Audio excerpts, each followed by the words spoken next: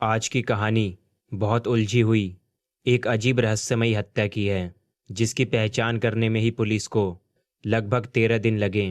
इन 13 दिनों में 20 पुलिस ऑफिसरों की कई टीमों ने जांच की। 15,000 से ज़्यादा लोगों से पूछताछ हुई।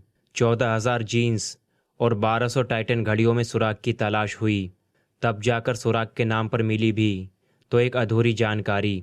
फिर अचानक नाराज़गी में एक पुलिस ऑफिसर ने फ़ोन पर किसी से बात की, और उस बात से ही पुलिस को वो सुराग मिल गया जो शायद इन 13 दिनों में नहीं मिला था।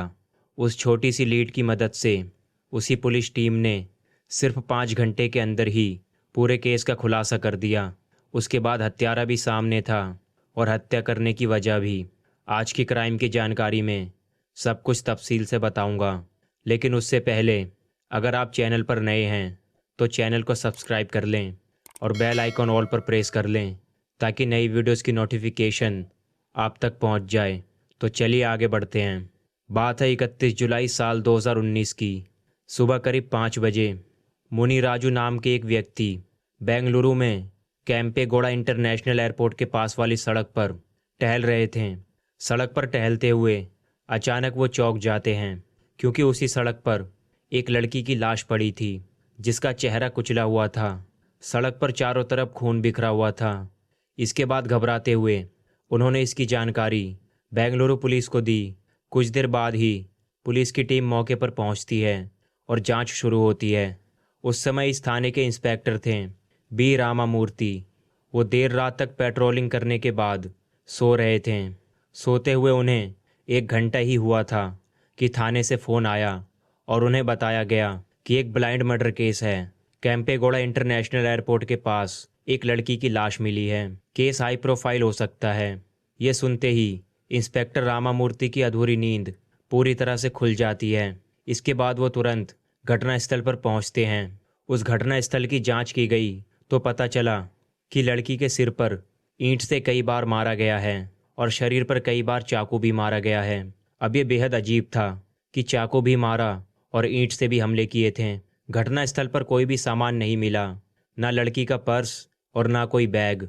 फॉरेंसिक जांच की गई तो पता चला कि वहां से एक कार निकली थी जिसके टायर के निशान मिले हैं, लेकिन वो किस गाड़ी के हैं ये पता नहीं चल पाया है। दूर दराज के कुछ सीसीटीवी फुटेज भी देखे गए, लेकिन उसकी तस्वीरें इतनी धुंधली थी कि कार का नंबर पता ही नहीं चल सका। और इस तरह पुलिस के हाथ कोई सुराग नहीं लगा। हत्यारा और हत्या करने की वजह का पता करना तो दूर, अभी तक लड़की की पहचान भी नहीं हो पाई थी। ऐसे में उसकी पहचान करने के लिए अब सिर्फ एक ही रास्ता था, उस लड़की के बदन पर मौजूद कपड़े और उसके शरीर पर कोई निशान। लड़की देखने में अमीर परिवार की लग रही थी। उसने जीन्स टी शर्ट और टाइटन की घड़ी पहनी थी। जीन्स और टी शर्ट दोनों महंगे ब्रांड वाली थी। अब यहाँ जांच टीम का सबसे पहला काम था किसी भी तरह उसकी पहचान करना।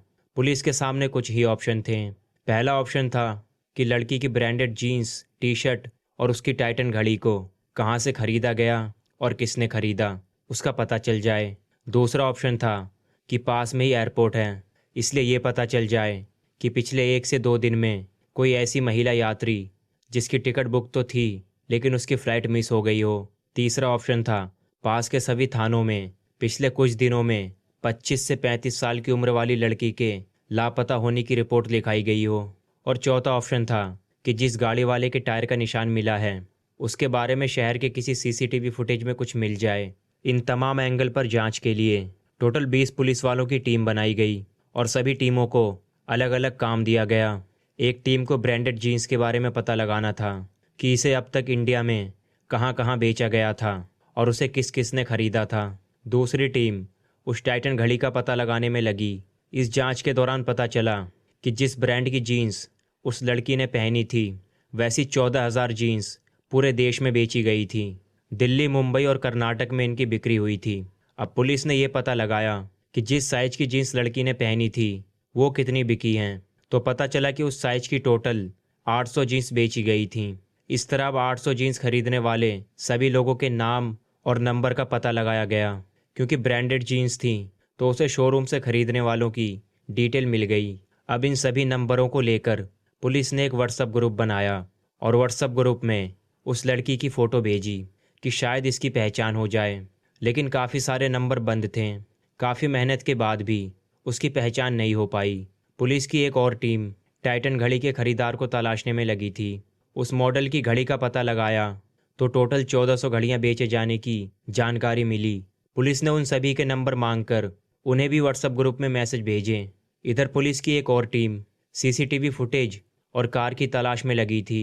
इस दौरान उस एरिया से एक स्विफ्ट कार जाते हुए मिली थी, लेकिन उसकी नंबर प्लेट साफ नहीं दिख पाई थी, तो इस वजह से कार का नंबर भी नहीं मिल पाया। कुल मिलाकर इतनी मेहनत का नतीजा ज़ीरो ही रहा, यानी कोई सुराग नहीं मिल पाया। ये देखकर पुलिस की टीम मॉर्चुरी में रखी डेड बॉडी के पास फिर से गई, क्योंकि जब कोई लावारिस लाश होती है तो कम से कम 2 दिनों तक बॉडी रखी जाती है और फिर पोस्टमार्टम करते हैं ताकि पहचानने में आसानी हो। अभी 2 दिन ही हुए थे तो लेडी कांस्टेबल ने उसके पूरे शरीर पर किसी टैटू की तलाश की। इत्तेफाक से पुलिस को उस लड़की के बदन पर एक जगह एस लिखा हुआ टैटू मिल गया। अब इससे पुलिस ने अंदाज़ा लगाया कि हो सकता है कि उसका नाम एस से शुरू होता हो, या फिर उसके पति या किसी खास दोस्त का नाम भी हो सकता है।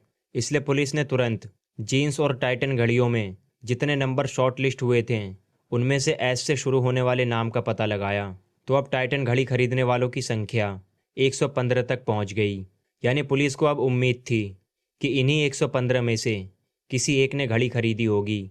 पुलिस ने फिर से उन 115 लोगों से कांटेक्ट किया, लेकिन फिर भी कोई सुराग नहीं मिल सका। जीन्स वाले में भी कोई जानकारी नहीं मिल सकी। उधर एयरपोर्ट पर पिछले 2 से 3 दिनों में ऐसा एक भी यात्री नहीं था जिसकी फ्लाइट मिस हुई हो।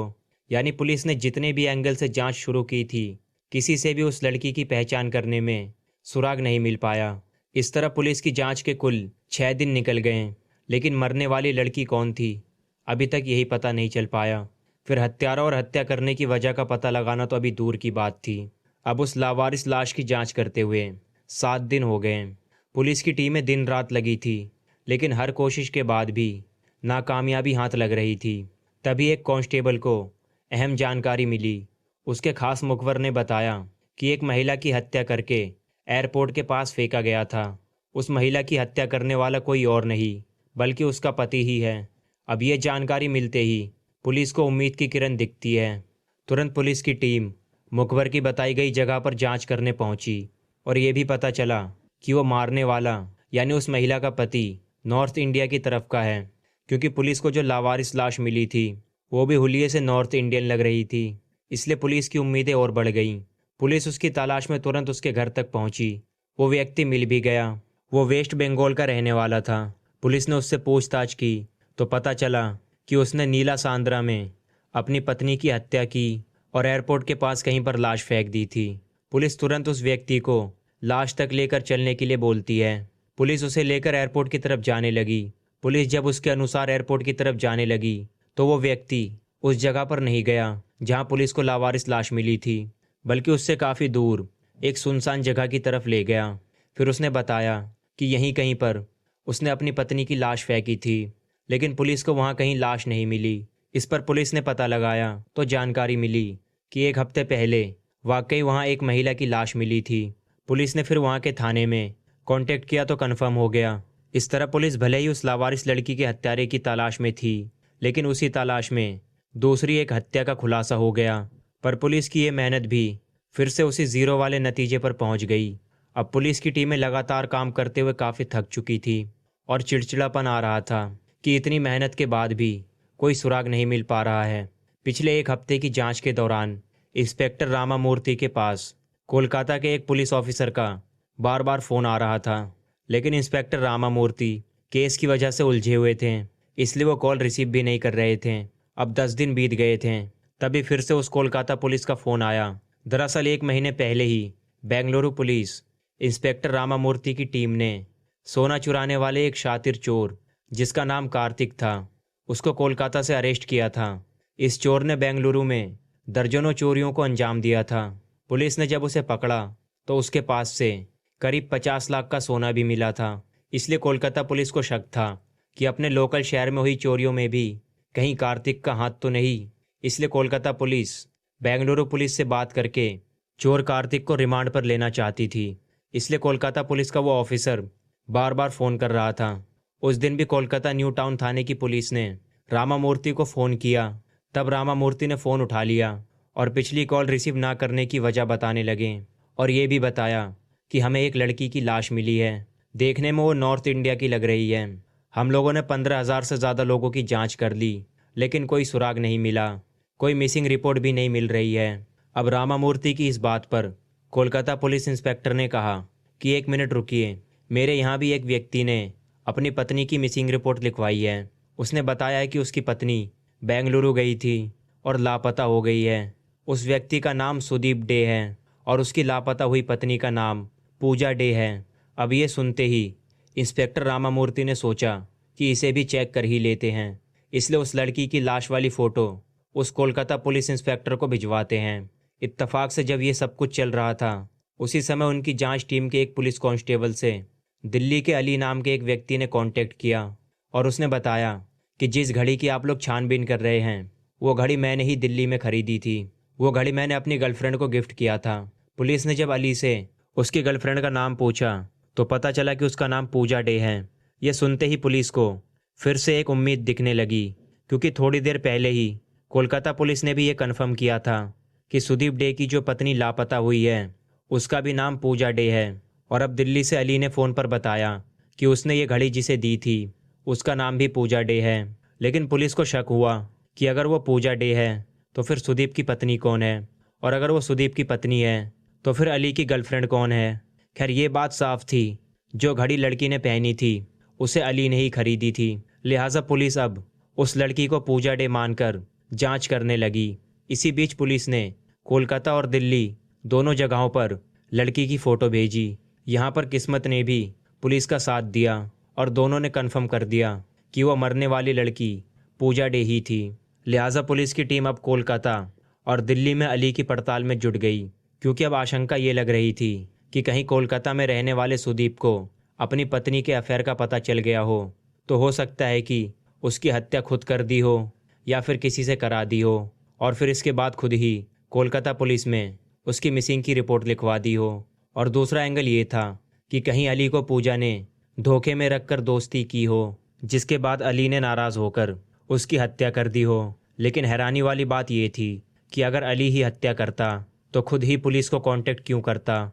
अब इस सोच के साथ पुलिस अली पर शक तो कर रही थी, क्योंकि जांच में किसी पर भी 100% ना शक कर सकते हैं और ना ही पूरी तरह से उसे नज़रअंदाज कर सकते हैं। इसलिए पुलिस ने भले ही अली को शक के दायरे में कम ही माना और सुदीप को ज़्यादा, लेकिन दोनों की छानबीन शुरू हुई। अब बेंगलुरु में जो 20 पुलिस वाले थे उनमें कुल 3 टीमें बनाई गईं। सबसे छोटी टीम अली वाले एंगल पर जांच में जुटी।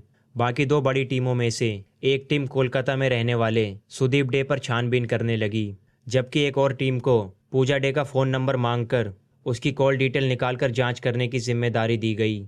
सुदीप डे ने पुलिस की पूछताछ में बताया कि दोनों ने 7 साल पहले ही शादी की थी, लेकिन उनका कोई बच्चा नहीं है। पूजा की उम्र 32 साल थी। वो मॉडलिंग करती थी, इसके साथ ही इवेंट मैनेजर भी थी। वो दिल्ली और बेंगलुरु आती जाती थी। सुदीप को पूजा के बेंगलुरु जाने की जानकारी थी, लेकिन जब पूजा का फ़ोन बंद मिला तो सुदीप ने 1 दिन बाद ही पूजा की मिसिंग की रिपोर्ट कोलकाता पुलिस में लिखवा दी। पूछताछ में पुलिस को ये भी पता चला कि पति पत्नी में काफ़ी अनबन होती थी, इसलिए पुलिस सुदीप पर शक करते हुए जांच कर रही थी। उधर दिल्ली में अली के बारे में पता चला कि वो पूजा के शादीशुदा होने के बारे में जानता था, लेकिन वो दोनों एक दूसरे को पसंद करते थे, इसलिए उसने पूजा को टाइटन घड़ी गिफ्ट की थी। लेकिन अचानक उसका फ़ोन बंद होने से वो भी परेशान था। जब उस तक घड़ी खरीदने वाले को ढूंढते हुए पुलिस ने पूछा था तो शुरू में वो परेशान था, फिर खुद ही बताया था। खैर पुलिस को जांच करते हुए अब 13वां दिन शुरू होने वाला था। पुलिस ने पूजा डे की फैमिली और अली समेत सभी को बेंगलुरु बुला लिया। इस बीच पुलिस ने पूजा डे के मोबाइल फ़ोन की कॉल डिटेल की छानबीन की तो उससे काफ़ी अहम जानकारी मिल गई। पुलिस की छानबीन में पता चला कि पूजा हत्या से 1 दिन पहले ही कोलकाता से बेंगलुरु आई थी। उसने एयरपोर्ट से ऊबर कैब बुक की थी। इसके बाद बेंगलुरु के सिंह सांद्रा में बने सहारा पवेलियन होटल में गई थी और उसी होटल में वो रुकी थी। होटल में आने के बाद भी कैब बुक करके कुछ लोगों से मीटिंग करने के लिए गई थी। अब पुलिस उस होटल में पहुंची जहां पूजा रुकी थी। होटल के सीसीटीवी फुटेज को देखा गया तो ये बात कंफर्म हो गई कि ये वही पूजा थी जिसकी हत्या हुई थी। अब पूजा की सारी डिटेल होटल से ले ली गई, कब एंट्री की, कब कब आई और कब गई। फिर होटल के रिसेप्शन से पता चला कि रात करीब 3:50 पर पूजा ने होटल से चेकआउट किया। उस समय एक कैब ड्राइवर लेने आया था। ये वही ड्राइवर था जो दिन में भी पूजा को अपनी कैब से ही कहीं ले गया था। लेकिन चौंकाने वाली बात थी कि जिस रात पूजा ने होटल से चेकआउट किया था उस समय ऑनलाइन कैब बुकिंग नहीं की थी।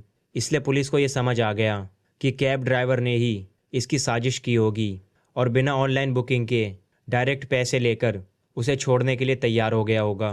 अब पुलिस को होटल के अंदर और बाहर वाले सीसीटीवी फुटेज से उस ड्राइवर का चेहरा भी मिल गया और गाड़ी का नंबर भी। और फिर पुलिस ने जांच के 13वें दिन सिर्फ 5 घंटे के अंदर ही कैब ड्राइवर के घर तक पहुंच गई। कैब ड्राइवर घर पे ही मिल गया। उसका नाम नागेश था। उसकी उम्र करीब 22 साल थी। वो हेगना हल्ली क्रॉस का रहने वाला था। पुलिस ने नागेश से पूछताछ की तो उसने लूटपाट के लिए पूजा की हत्या करने की बात स्वीकार कर ली। नागेश ने बताया कि बेंगलुरु आने के बाद वही पूजा को कैब से होटल तक लेकर गया था। इसके बाद उसने पूजा से जान पहचान कर ली थी। इसके पीछे वजह ये थी कि पूजा के पास एक ट्रॉली बैग और एक वैनिटी बैग था। लड़की के पहनावे और बातचीत से लग गया कि वो अमीर घर से है। दूसरी बड़ी बात ये थी कि वो अकेली ही बेंगलुरु आई थी। नागेश ने यह भी बताया कि उसके भाई ने 2 कारें खरीदी थी। दूसरी कार की किस्त भरने में उसके भाई को काफ़ी परेशानी हो रही थी और उसकी 2 किस्तें लेट हो गई थी, इसलिए काफ़ी पैसों की ज़रूरत थी। लिहाजा उसने पहले ही पूजा से बातचीत करने के दौरान ही सोच लिया था कि अब वो उससे लूटपाट कर लेगा और ऑनलाइन बुकिंग नहीं करेगा तो पुलिस उसे कभी ट्रेस भी नहीं कर पाएगी। इसलिए जब देर रात में होटल से निकलना था तो उसने बुकिंग करने के लिए मना कर दिया और सीधे 1200 रुपये में पूजा को उसकी बताई गई जगह पर छोड़ने के लिए तैयार हो गया। यही वजह थी कि घटना वाली रात पूजा ने कैब की ऑनलाइन बुकिंग नहीं की थी। नागेश ने आगे पुलिस को बताया कि रात में जब वो पूजा को लेकर जा रहा था तो पूजा को नींद आ रही थी क्योंकि रात के करीब 4 बज रहे थे। तो पूजा नागेश पर भरोसा करते हुए कार में ही सोने लगी। उसी दौरान एयरपोर्ट वाले सुनसान रास्ते पर जाते समय नागेश ने अपनी गाड़ी रोकी और लूटपाट करने लगा। पूजा मदद के लिए चिल्लाने लगी जिससे नागेश डर गया और जैसे ही पूजा वहां से भागने की कोशिश करने लगी तो नागेश ने पहले लोहे की रॉड से मारा और फिर चाकू से हमला किया। इस दौरान नागेश ने पूजा के साथ रेप करने की भी कोशिश की थी, लेकिन पूजा आखिरी दम तक उसका विरोध करती रही। इस दौरान नागेश भी काफ़ी घायल हुआ, लेकिन उसने चाकू से 3 से 4 बार हमला किया जिसकी वजह से पूजा की मौत हो गई। फिर नागेश ने एक बड़ा पत्थर उठाकर पूजा के चेहरे पर मार दिया ताकि लाश की पहचान ना हो पाए। इसके बाद नागेश ने पूजा के दोनों बैग, मोबाइल फ़ोन और सभी एटीएम कार्ड लूट लिए। इसे लेकर वो अपने घर आ गया। नागेश ने पूजा के डिजिटल वॉलेट से 14,000 रुपये भी ट्रांसफ़र कर लिए थे। इस वारदात को उसने सुबह करीब 4:30 बजे अंजाम देकर फरार हो गया। 23 अगस्त साल 2019 को नागेश की गिरफ्तारी हुई थी। उसे इस सनसनीखेज हत्या के बाद चिक्काबलपुरा जेल में भेजा गया था। पुलिस अधिकारी बताते हैं कि 15 मार्च साल 2021 को इस केस में चार्जशीट दाखिल हुई थी, लेकिन सितंबर साल 2021 को जेल में ही फूड पॉइजनिंग की वजह से नागेश की मौत हो गई। नागेश की मौत ठीक उस समय हुई जब उसके खिलाफ कोर्ट में सजा के लिए ट्रायल शुरू होने वाला था, लेकिन उसकी मौत हो जाने से पुलिस ने इस केस को हमेशा के लिए बंद कर दिया और इस तरह बेंगलुरु पुलिस की मेहनत से एक ब्लाइंड मर्डर को आखिरकार सॉल्व कर दिया गया। दोस्तों, आपकी क्या राय है इस वीडियो के बारे में? कमेंट करके ज़रूर बताएं और वीडियो को लाइक करते हुए शेयर ज़रूर करें। क्राइम की दुनिया से ऐसी ही जानकारी के लिए हमारे चैनल को सब्सक्राइब करके बेल आइकन ऑल पर प्रेस कर लें ताकि नई वीडियोस की नोटिफिकेशन आप तक पहुंच जाए। तो मिलते हैं दोस्तों ऐसी ही किसी कहानी के साथ। तब तक अपना ध्यान रखें। धन्यवाद।